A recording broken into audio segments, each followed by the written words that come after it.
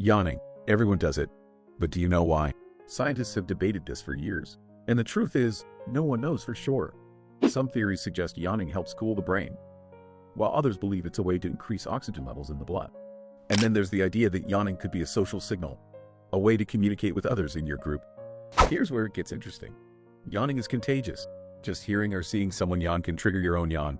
But why? Some experts think it's a form of empathy, showing that we're in sync with those around us. So, what do you think? Is yawning more about cooling your brain, or is it a social signal? Drop a comment below and let us know your theory. Follow Facts Snap for more intriguing facts and discussions.